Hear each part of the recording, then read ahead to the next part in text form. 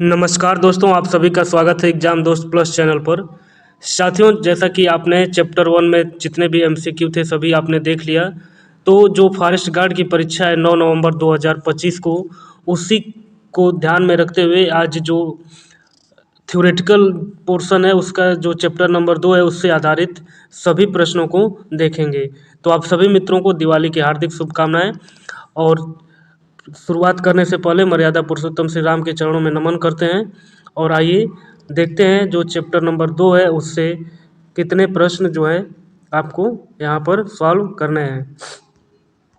जैसे कि मैंने आपको बताया था कि इन प्रश्नों से जो इनका एक्सप्लेनेशन है इससे आपका जो थ्योरी का पोर्शन है वो भी कंप्लीट हो जाएगा। तो आइए पहला प्रश्न देखते हैं कि निम्नलिखित में से कौन सा राष्ट्रीय वन नीति 1988 का मूल उद्देश्य नहीं है। तो यहाँ पर अब पूरा जो वन नीति 1988 का मुख्य उद्देश्य है इसको आइए देख लेते हैं। तो यहाँ पर विकल्प ही होगा और आइए व्याख्या देखते हैं कि जो राष्ट्रीय वन नीति 1988 का मुख्य उद्देश्य पर्यावरणीय स्थिरता और वायुमंडलीय संतुलन सहित पारिस्थितिकी संतुलन के रखरखाव को सुनिश्चित करना है, जो सभी जीवन रूपों मानव, पशु और पौधों के भरण पोषण के लिए महत्वपूर्ण है। आवश्यक वैकल्पिक नहीं, राष्ट्रीय आवश्यकताओं को पूरा करने के लिए वनों की उत्पादकता बढ़ाना मूल उद्देश्य है। वहीं वन उपज के कुशल उपयोग को प्रोत्साहन, ग्रामीण व जनजातीय समुदाय की वनोपज की आवश्यकताओं को पूरा करना एवं राजस्थान तथा तटीय इलाकों में रेत के टीलों के विस्तार की जांच करना राष्ट्रीय वन नीति 1988 के मूल उद्देश्य हैं। प्रश्न नंबर 2 देखते हैं कि राष्ट्रीय वन नीति 1988 के अनुसार राष्ट्रीय लक्ष्य होना चाहिए कि देश के कुल भूमि क्षेत्र का न्यूनतम वन या वृक्षों से आच्छादित हो। तो यहाँ पर विकल्प डी यानी कि राष्ट्रीय वन नीति 1988 के अनुसार देश के कुल क्षेत्रफल के 1/3 यानी कि 33% भाग पर वन या वृक्ष आच्छादित होना चाहिए। इसके लिए मैदानी भाग पर 25% और पहाड़ी क्षेत्र के 67% भाग पर वन होना चाहिए। पहली वन नीति भारत सरकार के 1900 अक्टूबर के संकल्प द्वारा अपनाई गई थी। तो यह विकल्प सी यानी कि 1894। भारत की प्रथम वन नीति ब्रिटिश काल में सन 1894 में बनी थी। वहीं स्वतंत्र भारत की प्रथम वन नीति सन 1952 में बनाई गई और 42वें संविधान संशोधन अधिनियम 1976 के माध्यम से वन्य जीवों तथा पक्षियों के संरक्षण को राज्य सूची से हटाकर समवर्ती सूची में स्थानांतरित कर दिया गया। प्रश्न नंबर 4 देखते हैं कि भारतीय वन अधिनियम 1927 के अनुसार भारत सरकार की अनुमति के बिना आरक्षित वन में निम्नलिखित में से किसकी अनुमति नहीं है। तो यहाँ पर विकल्प जो है यहाँ पर कोई भी विकल्प सही नहीं दिया गया है। तो आइए पूरा व्याख्या देख लेते हैं। व्याख्या से पूरा क्लियर हो जाएगा कि इस प्रश्न का क्या उत्तर है। भारतीय वन अधिनियम 1927 के अनुसार सरकार किसी क्षेत्र को आरक्षित वन, संरक्षित वन एवं ग्राम वन के रूप में घोषित करने के लिए अपनाई जाने वाली प्रक्रिया की व्याख्या करता है। इसके अंतर्गत आरक्षित वन सबसे अधिक प्रतिबंधित वन है, जिसमें स्थानीय निवासियों या किसी भी व्यक्ति को चराई, कटाई, शिकार, अतिक्रमण आदि किसी भी प्रकार की गतिविधि से निषिद्ध करता है। बेहाली आरक्षित वन निम्नलिखित में से किस राज्य में स्थित है। तो यह विकल्प है यानी कि बेहाली आरक्षित वन क्षेत्र असम के विश्वनाथ जिले में स्थित है। इसकी स्थापना वर्ष 1917 ईस्वी में हुई थी, जिसका क्षेत्रफल 140 वर्ग किलोमीटर है। भारतीय वन अधिनियम 1927 की कौन सी धारा वन बंदोबस्त अधिकारी की शक्तियों से संबंधित है। तो इस प्रश्न का उत्तर होगा विकल्प बी यानी कि धारा 8। भारतीय वन अधिनियम 1927 की धारा 8 वन बंदोबस्त अधिकारी की शक्तियों से संबंधित है। इसके तहत किसी भूमि पर स्वयं या इस प्रयोजन के लिए अपने द्वारा प्राधिकृत कृषि अधिकारी द्वारा प्रवेश करने और उसके सर्वेक्षण करने, उसे अभ्यंकित करने और उसका नक्शा बनाने की शक्ति प्रदान करता है। प्रश्न नंबर 7 देखते हैं कि भारतीय वन अधिनियम 1927 की कौन सी धारा वन बंदोबस्त अधिकारी द्वारा बनाए जाने वाले रिकॉर्ड से संबंधित है। तो इस प्रश्न का उत्तर होगा विकल्प डी यानी कि धारा 13। व्याख्या देखते हैं कि भारतीय वन अधिनियम 1927 की धारा 13 वन बंदोबस्त अधिकारी द्वारा बनाए जाने वाले रिकॉर्डों से संबंधित है। धारा 13 के अंतर्गत अधिकारी अधिकार का दावा करने वाले व्यक्ति का नाम, उसके पिता का नाम, जाति, निवास और उपजीविका और उन सब खेतों या खेतों के समूह का नाम, स्थिति और क्षेत्रफल और उन सब भवनों के नाम और स्थिति जिनके विषय में ऐसे अधिकारों का दावा किया गया है उसका रिकॉर्ड रखेगा। वन उपज को भारतीय वन अधिनियम 1927 की धारा के तहत परिभाषित किया गया है। तो चारों विकल्प देखते हैं। तो इसमें जो आंसर होगा वो विकल्प बी यानी कि वन उपज को भारतीय वन अधिनियम 1927 की धारा 2(4) के तहत परिभाषित किया गया है। वन धारा 2(4) के तहत निम्न वस्तुएं आती हैं: इमारती लकड़ी, लकड़ी का कोयला, खैर, लकड़ी का तेल, प्राकृतिक वार्निश, छाल, लाख, महुआ के फूल, महुआ के बीज तथा हरण। भले ये वन में पाई या वन से लाई गई हो या नहीं लाई गई हो, ये सब वन उत्पाद माना जाएगा। प्रश्न नंबर 9 देखते हैं कि वन्य जीव संरक्षण अधिनियम 1972 की धारा 12 के अनुसार निम्नलिखित में से किस उद्देश्य के लिए मुख्य वन्य जीवन वार्डन ऐसे परमिट में निर्दिष्ट किसी भी जंगली जानवर का शिकार करने के लिए निम्नलिखित आदेश द्वारा अनुमति दे सकता है?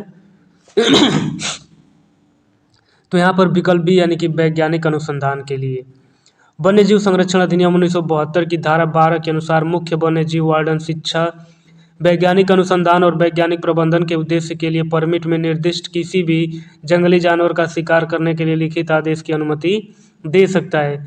साथ ही यदि कोई पशु विकलांग है या ऐसी बीमारी से पीड़ित है जिससे निजात पाना संभव नहीं है तो उसको मारने की परमिट भी जारी कर सकता है। भारतीय वन अधिनियम 1927 की किस धारा में वन बंदोबस्त अधिकारी की नियुक्ति का उल्लेख है? तो यह विकल्प सी यानी कि सेक्शन 4। भारतीय वन अधिनियम 1927 की धारा 4 को के ग के अंतर्गत वन बंदोबस्त अधिकारी की नियुक्ति का प्रावधान किया गया है। निम्नलिखित में से कौन सा अधिनियम वन में रहने वाली अनुसूचित जनजातियों और अन्य पारंपरिक वनवासियों के लिए भू धृति, आजीविका और खाद्य सुरक्षा सुनिश्चित करता है? तो यहाँ पर विकल्प सी यानी कि वन अधिकार अधिनियम FRA 2006 वन निवासी जनजाति समुदायों और अन्य पारंपरिक वनवासियों के वन संसाधन संबंधी उन अधिकारों को मान्यता प्रदान करता है जिन पर ये समुदाय विभिन्न प्रकार की जरूरतों के लिए निर्भर थे, जिनमें आजीविका, निवास और अन्य सांस्कृतिक आवश्यकताएं शामिल हैं।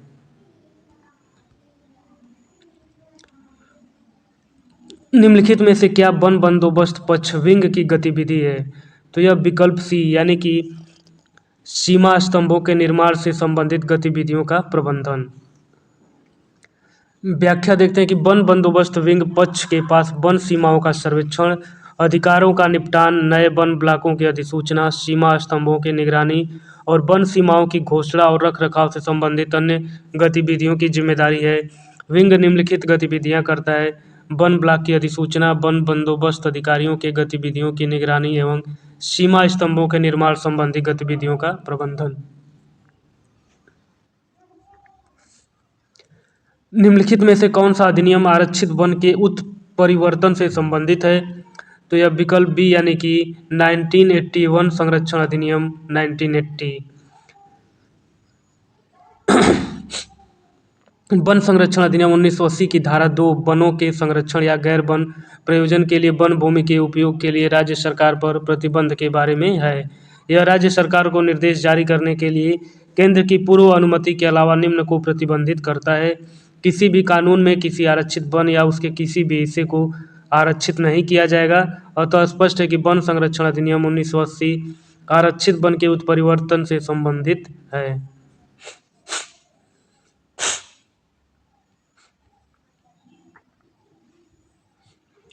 वन भूमि को गैर वन उद्देश्यों के लिए परिवर्तित करने की अंतिम मंजूरी द्वारा दी जाती है।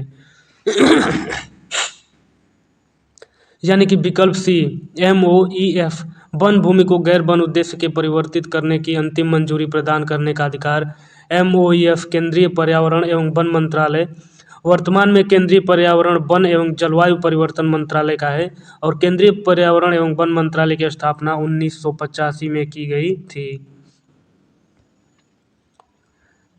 अगला प्रश्न देखते हैं कि गैर वन उपयोगों के लिए वन भूमि के परिवर्तन के लिए केंद्र सरकार द्वारा निर्धारित सबसे महत्वपूर्ण शर्त निम्नलिखित में से कौन सी है। तो यहाँ पर विकल्प सी यानी प्रतिपूरक वनीकरण।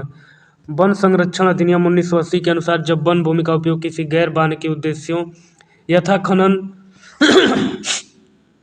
और संरचना निर्माण के लिए किया जाता है तो उस भूमि के बराबर गैर वन भूमि अथवा निम्नलिखित भूमि के दोगुने के बराबर भूमि प्रतिपूरक वनीकरण करना आवश्यक होता है। आरक्षित वन एवं संरक्षित वन शब्द सबसे पहले उपयोग किस अधिनियम में किया गया। तो यहाँ पर विकल्प ए यानी कि भारतीय वन अधिनियम 1927। भारतीय वन अधिनियम 1927 में सर्वप्रथम आरक्षित संरक्षित एवं ग्राम वनों का उल्लेख किया गया है। आरक्षित वन सर्वाधिक प्रतिबंधित होते हैं। संरक्षित वनों में स्थानीय निवासियों को सीमित स्तर पर वनोपज इकट्ठा करने एवं पशुचारण की इजाज़त होती है। भारतीय वन अधिनियम 1927 में आरक्षित वनों की घोषणा किस धारा के तहत की गई। तो यह विकल्प ए यानी कि 20। भारतीय वन अधिनियम 1927 की धारा 20 अध्याय 2 आरक्षित वन की अधिसूचना से संबंधित है। ग्राम वनों के निर्माण से संबंधित धारा 28 है। वनों के वर्गीकरण में कौन सा वन सीधे सरकार की देखरेख में होता है। तो यहाँ पर जो विकल्प है ए यानी कि वनों के वर्गीकरण में सुरक्षित वन सीधे सरकार की देखरेख में होता है, जिसमें लकड़ी एवं पशुचारण हेतु जनसाधारण का प्रवेश वर्जित होता है।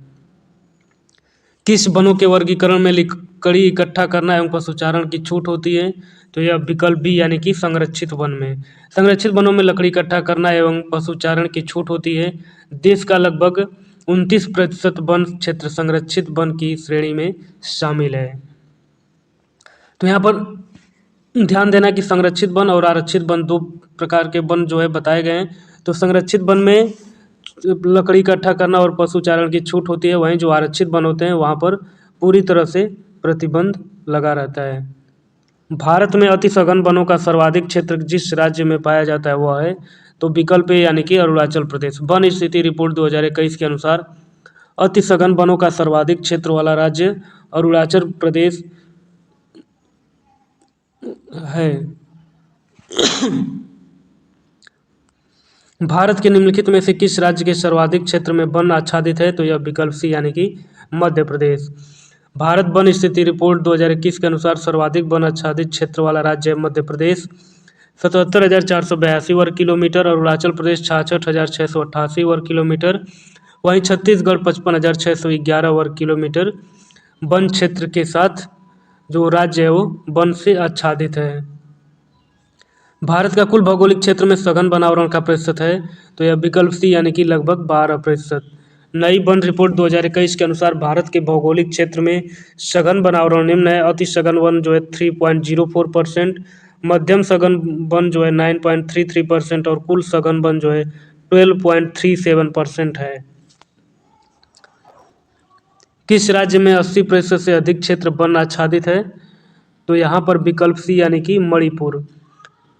मिजोरम राज्य में 80% से अधिक क्षेत्र वन आच्छादित है।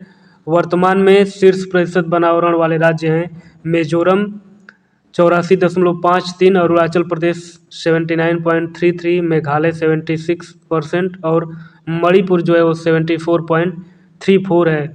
तो इस प्रश्न को हम देख लेंगे। यहाँ पर जो सी विकल्प दिया वो गलत है, यहाँ पर विकल्प भी होना चाहिए, यानी कि मिजोरम जो है 80% से अधिक क्षेत्र वन आच्छादित है। निम्नलिखित भारतीय राज्यों में से किस एक का कुल वन क्षेत्र न्यूनतम है। तो यहाँ पर विकल्प देखेंगे।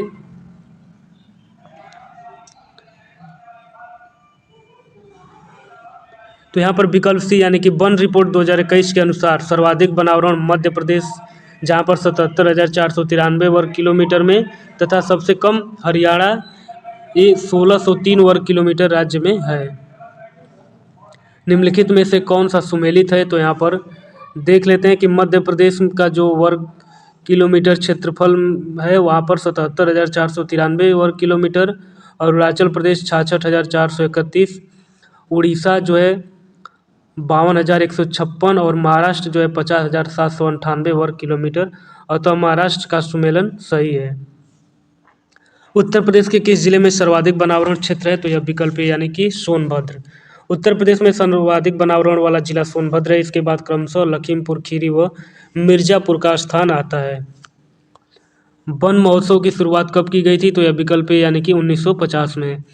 वन महोत्सव की शुरुआत 1950 में के.एम. मुंशी तत्कालीन केंद्रीय कृषि और खाद्य मंत्री द्वारा वन संरक्षण और पेड़ लगाने के लिए जनता में उत्साह पैदा करने के लिए की गई थी। वन रिपोर्ट 2021 के अनुसार किस राज्य में सर्वाधिक वृद्धि दर्ज की गई है? तो यह विकल्प है यानी कि आंध्र प्रदेश। वन रिपोर्ट 2021 के अनुसार वन क्षेत्र में सर्वाधिक वृद्धि आंध्र प्रदेश राज्य में दर्ज की गई। यह वृद्धि 647 वर्ग किलोमीटर क्षेत्र में हुई। इसके पश्चात तेलंगाना राज्य 632 वर्ग किलोमीटर व उड़ीसा 537 वर्ग किलोमीटर के साथ क्रमशः दूसरे व तीसरे स्थान पर है। मैंग्रोव वनों का सर्वाधिक क्षेत्रफल किस राज्य में? तो यह विकल्प है यानी कि पश्चिम बंगाल। मैंग्रोव वन का सर्वाधिक क्षेत्रफल पश्चिम बंगाल राज्य 2114 वर्ग किलोमीटर में है। इसके बाद गुजरात राज्य 1175 वर्ग किलोमीटर दूसरा सर्वाधिक मैंग्रोव वनावरण वाला राज्य है, यानी पहले पर पश्चिम बंगाल और दूसरे पर गुजरात राज्य। वन रिपोर्ट 2021 के अनुसार निम्नलिखित दिए गए राज्यों में किसमें सर्वाधिक मैंग्रोव क्षेत्र में वृद्धि देखी गई? तो यह विकल्प सी यानी कि उड़ीसा। वन रिपोर्ट 2021 के अनुसार सर्वाधिक मैंग्रोव क्षेत्रों में वृद्धि करने वाले राज्य क्रमशः उड़ीसा 8 वर्ग किलोमीटर, महाराष्ट्र 4 वर्ग किलोमीटर एवं कर्नाटक 3 वर्ग किलोमीटर की वृद्धि देखी गई। इस तरह से साथियों हमने चैप्टर 2 कंप्लीट कर लिया। तो चैप्टर 2 में काफ़ी कम प्रश्न थे, तो आइए लगे आज जो है चैप्टर 3 भी देख लेते हैं, जो हाथी और टाइगर रिजर्व से संबंधित है। तो आइए इसके भी जो प्रश्न दिए गए हैं उनको इसी वीडियो में देख लेते हैं। ये पूरा थ्योरी का पोर्शन है और यहाँ पर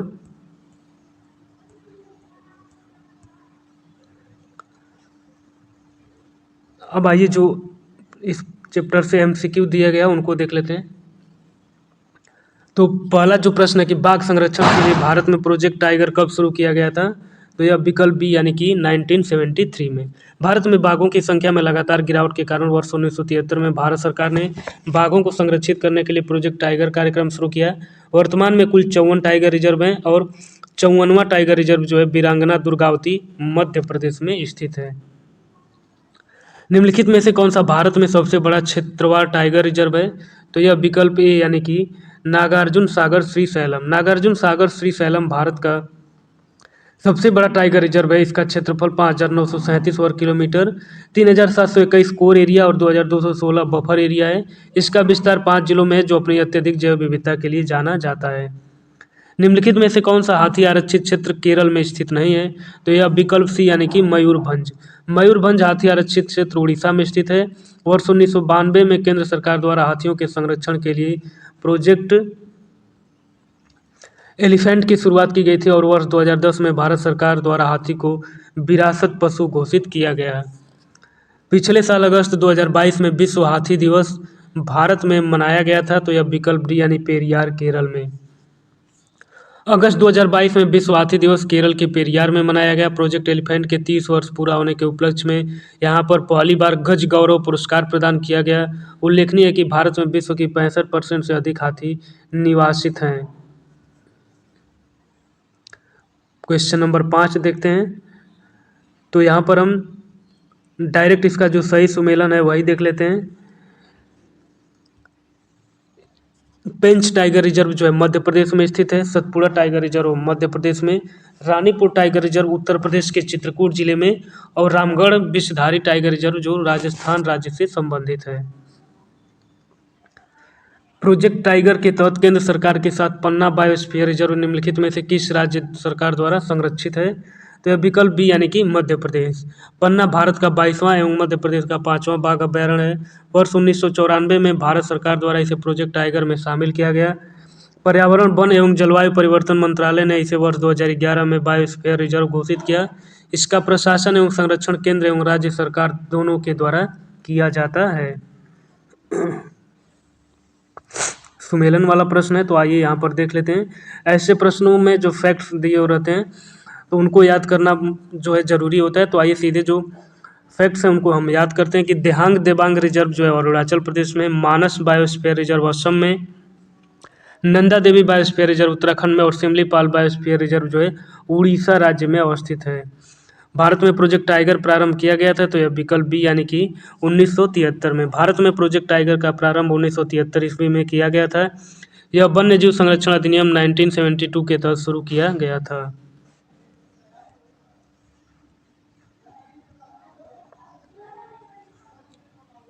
अगला प्रश्न है कि निम्नलिखित घटनाओं पर विचार कीजिए तथा उनको कालक्रमानुसार व्यवस्थित कीजिए।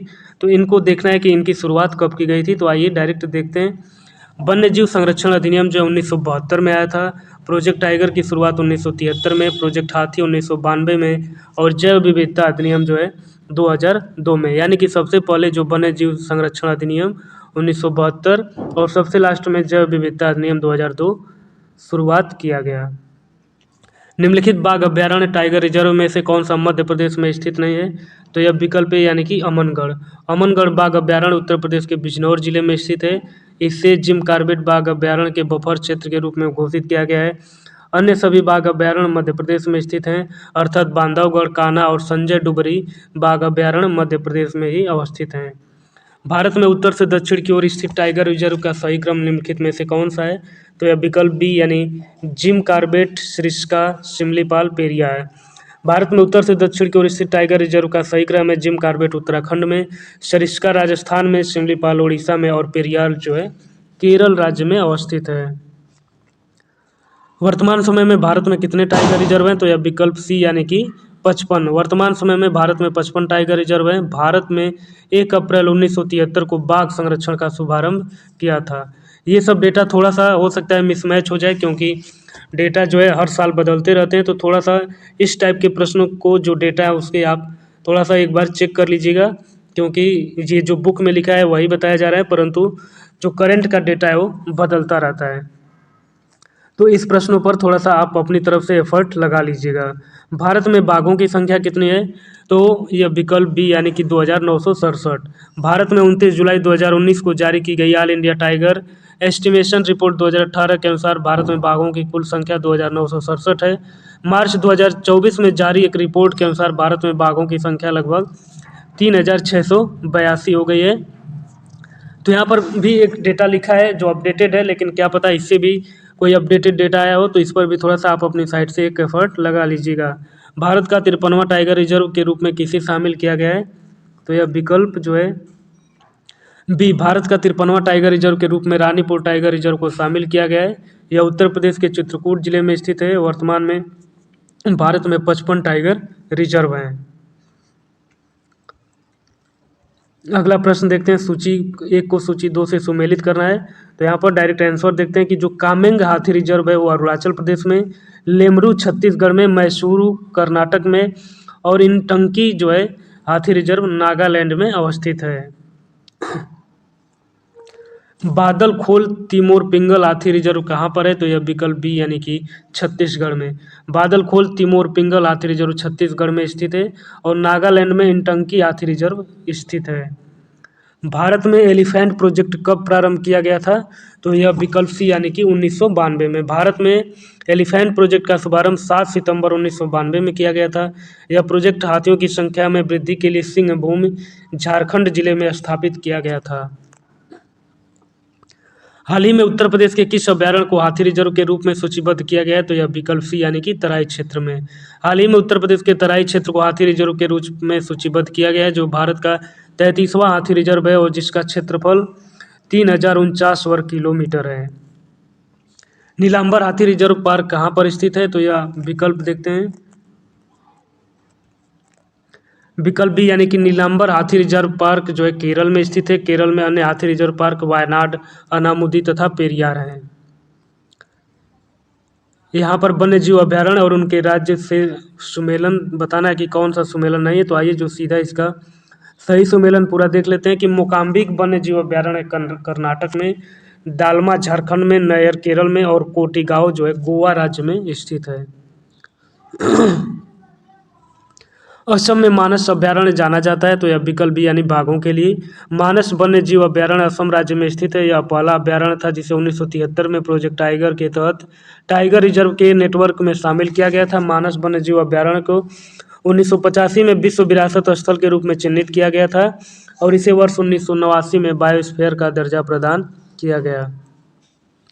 भारत के निम्नलिखित में से किस राज्य में कामेंग हाथी रिजर्व अवस्थित है? तो यह विकल्प है, यानी कि अरुणाचल प्रदेश।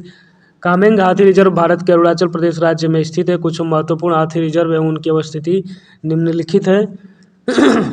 लेमरू हाथी रिजर्व छत्तीसगढ़ में, वायनाड हाथी रिजर्व केरल में, नीलाम्बूर हाथी रिजर्व केरल में, पेरियार हाथी रिजर्व केरल में, काजीरंगा कार्बी आंगलोंग हाथी रिजर्व असम में और सोनितपुर हाथी रिजर्व अरुणाचल प्रदेश एवं असम में और मयूर झरना हाथी रिजर्व पश्चिम बंगाल में अवस्थित है। वाल्मीकि टाइगर रिजर्व निम्नलिखित में से किस राज्य में स्थित है? तो यह विकल्प है, यानी बिहार में। वाल्मीकि टाइगर रिजर्व बिहार राज्य के पश्चिम चंपारण जिले में स्थित है। इस टाइगर रिजर्व में बाघ के अलावा 145 प्रकार के पक्षी, 53 प्रकार के स्तनधारी व 26 प्रकार के सरीसृप पाए जाते हैं। तो इस तरह से साथियों आज हमने चैप्टर 2 और चैप्टर 3 एक साथ देख लिया, और आने वाले टाइम में जो भी बचे हुए चैप्टर हैं उन सभी का जो है MCQ आपको पूरा करवा दिया जाएगा, और जो साथ में प्रैक्टिस सेट चल रहा है वो अलग से चलता रहेगा। तो आप सभी साथियों का बहुत बहुत धन्यवाद, और हाँ, आप सभी को दीपावली की हार्दिक शुभकामनाएं।